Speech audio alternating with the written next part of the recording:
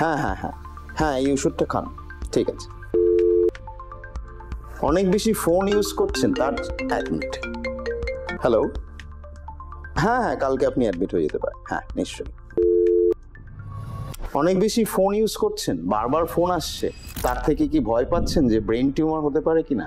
এই ভয়টা কিন্তু যথেষ্ট জাস্টিফাইড, কারণ অনেক দিন ধরেই এটা নিয়ে একটা রিসার্চ চলছিল যে ফোন ইউসেজের সঙ্গে ব্রেন টিউমারের কোনো সম্পর্ক আছে কিনা। কিছু ইনিশিয়াল স্টাডিজ এসেছিল যার থেকে একটা কোরিলেশন পাওয়া গেছে, কিন্তু এই ইনিশিয়াল স্টাডিজগুলো কোনোটাই ওয়েল ডিজাইন স্টাডিজ নয়। এতে অনেক রকম স্যাম্পলিং বায়াস হতে পারে, যে যাদেরকে বলা হয়েছে বা যাদের পাওয়া গেছে ব্রেন টিউমার, তাদের ক্ষেত্রে দেখা গেছে ম্যাক্সিমামই ফোন ইউজ করে, কিন্তু কখনো কম্পেয়ার করে দেখা হয়নি যে phone user versus no phone user তাতে কোনো ব্রেন টিউমারের ইনসিডেন্সের ডিফারেন্স আছে কিনা।